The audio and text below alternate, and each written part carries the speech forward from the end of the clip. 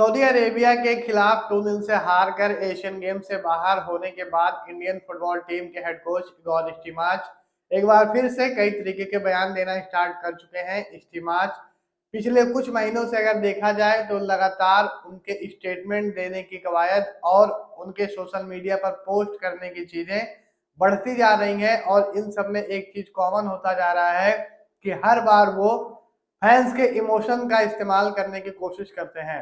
Asian game से जब Indian team बाहर हुई तो इगोर स्टीमाच ने यह बयान दिया कि हमें किसी भी ऐसे टूर्नामेंट में ना भेजा जाए जिसके लिए हमारे स्टार प्लेयर्स मौजूद ना हो और जिसके लिए हमें तैयारी का प्रॉपर टाइम ना मिल पाए। इसके अलावा इगोर स्टीमाच अपने कॉन्ट्रैक्ट एक्सटेंशन पर भी कुछ बातें करते आ रहे हैं और अब अगर इगोर स्टीमाच की पिछले कुछ महीने की गतिविधियों को देखा जाए तो ये निश्चित तौर पर कहा जा सकता है कि इगोर स्टीमाच केवल और केवल अपना एक नैरेटिव फैला रहे हैं और उनके पास हर एक नेगेटिव रिजल्ट के बाद एक अच्छा एक्सक्यूज होता है जिसे वो इंडियन फुटबॉल फैंस के सामने ला करके रख देते हैं और इंडियन फुटबॉल फैंस भी उनका सपोर्ट करते हैं जिसकी वजह से वो अपनी कमियों को छुपा ले जाते हैं। एशियन गेम्स में जिस तरह के हालात बने उसके बाद ये सबको पता था कि इंडियन टीम अगर राउंड ऑफ 16 तक भी पहुंचे तो ये बहुत होगा। राउंड ऑफ 16 में पहुंच के आप हारे, इसे किसी भी फुटबॉल फैन को कोई भी समस्या नहीं होनी चाहिए, लेकिन आप जिस तरीके की चीजें सोशल मीडिया पर पोस्ट कर रहे हैं और जिस तरीके के बयान टूर्नामेंट खत्म होने के तुरंत बाद ही दे रहे हैं, इससे ये साफ तौर पर पता चलता है कि आप उन चीजों को हाईलाइट करना चाहते हैं जो कि ऑलरेडी सबको पता थी और आप उन चीजों को हाईलाइट करके एक अलग प्रोपेगेंडा फैलाना चाहते हैं, एक अलग तरीके की नैरेटिव बनाना चाहते हैं ताकि आप फैंस की निगाहों में खुद को सेफ रख सकें। स्टीमाच ने जो चीजें कही हैं कि ट्रेनिंग का टाइम नहीं मिल पाया, प्लेयर्स को रेस्ट नहीं मिल पाया, वो तमाम चीजें सबने देखी और वो कुछ ऐसी सिचुएशंस बनी थी कि जिसका कोई भी हल नहीं था। आप चाहते तो आपके पास मौका था कि आप भी लास्ट मोमेंट पर अपनी टीम भेजने से मना कर देते, क्योंकि ऑलरेडी दो टीमों ने एशियन गेम्स में आने से इनकार कर दिया था। दो टीमें तो नहीं आई तो उनसे तो कुछ बिगड़ा नहीं, तो आप भी ना जाते, लेकिन आपने ये कहा कि हम जाएंगे, हम वॉरियर्स हैं, हम लड़ेंगे, हम किसी भी तरह मैदान पर उतरेंगे और जज्बा के साथ खेलेंगे। आप गए, आपने खेला, आपको जो रिजल्ट मिलने से मिले।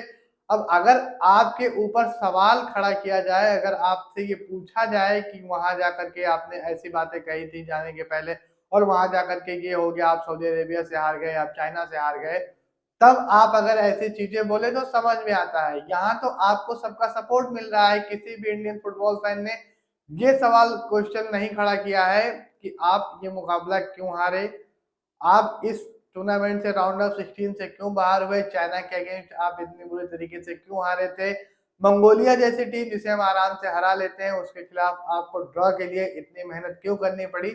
ऐसे कोई भी सवाल जब आपसे पूछे ही नहीं गए तो आपको भी इस चीज पर ऐसे बयान देना उचित नहीं है, आपको भी इस चीज पर बयान देने से बचना चाहिए था।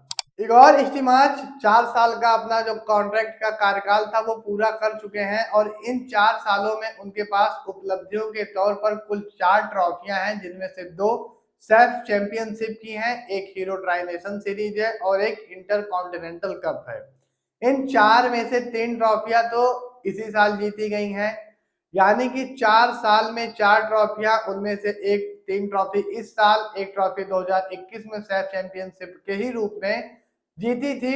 इसके अलावा स्टीमाच के पास दिखाने को क्या है ये मेरी समझ से बाहर है। 2022 के फीफा वर्ल्ड कप क्वालिफायर्स में बांग्लादेश और अफगानिस्तान जैसी टीमों के अगेंस्ट हमने ड्रॉ खेला था, ओमान के खिलाफ हमने ड्रॉ खेला तो उसको इतना बढ़ा चढ़ा कर बताया गया कि मानो हमने फीफा वर्ल्ड कप के लिए क्वालिफाई करना तो छोड़िए, फीफा वर्ल्ड कप जीत ही लिया हो। और 2022 के फीफा वर्ल्ड कप क्वालिफिकेशन में हमें जो इकलौती जीत मिली थी वो बांग्लादेश के अगेंस्ट ही मिली थी।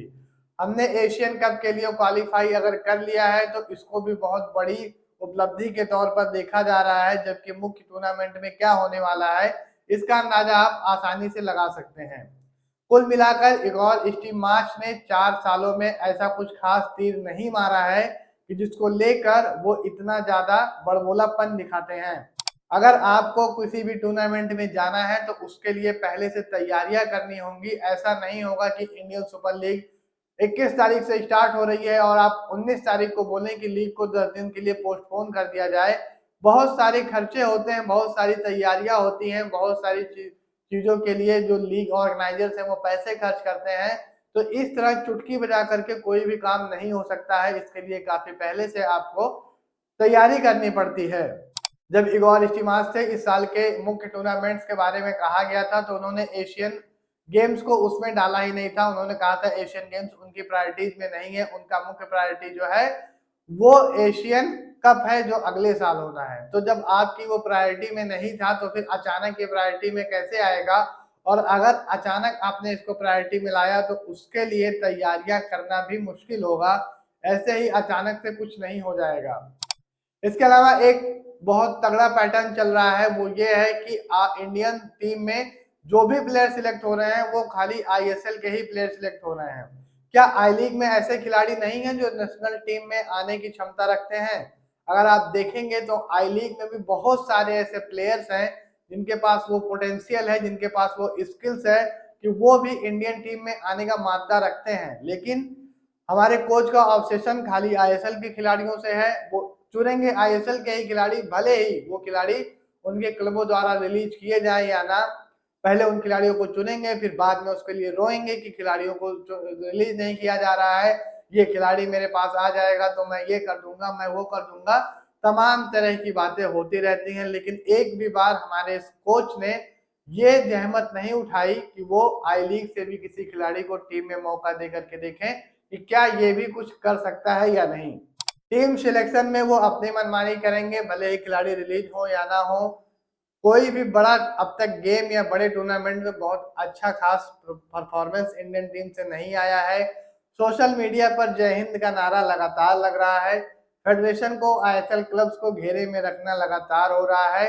और एक और चीज इगोर स्टीमाच जो कर रहे हैं वो ये है कि वो बिना नाम लिए, बिना किसी का नाम लेकर के, बिना किसी भी चीज के इशारों इशारों में सवाल पूछ रहे हैं, इशारों इशारों में आरोप लगा रहे हैं और इस तरीके की चीजें सोशल मीडिया पर कर रहे हैं, जिससे इंडियन फुटबॉल फैंस का इमोशन उनके साथ अटैच हो रहा है और इसका फायदा ही वो ले रहे हैं। और अपने कॉन्ट्रैक्ट एक्सटेंशन पर ही उनका पूरा ध्यान है। देखना होगा कि इगोर स्टीमाच कॉन्ट्रैक्ट एक्सटेंड करा के एशियन कप तक रुकते हैं या एशियन कप के पहले ही टीम छोड़कर भाग जाते हैं, क्योंकि एशियन कप ही इगोर स्टीमाच के इस पूरे कार्यकाल का सबसे बड़ा टेस्ट होगा। तो अगर इगोर स्टीमाच इतने बड़े टैक्टिशियन हैं, इगोर स्टीमाच इतने बड़े जादूगर हैं, तो वो रुके, 1 महीने का कैंप लगाएं और एशियन कप में ऑस्ट्रेलिया उज्बेकिस्तान जैसी टीमों के अगेंस्ट जो ग्रुप मुकाबले होने हैं उनमें से एटलीस्ट एक मैच जीत कर दिखाएं।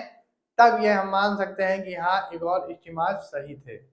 वीडियो पसंद आया हो तो इसे लाइक और शेयर करें। इंडियन फुटबॉल से जुड़ी अपडेट्स को पाने के लिए हमारे चैनल को सब्सक्राइब करें।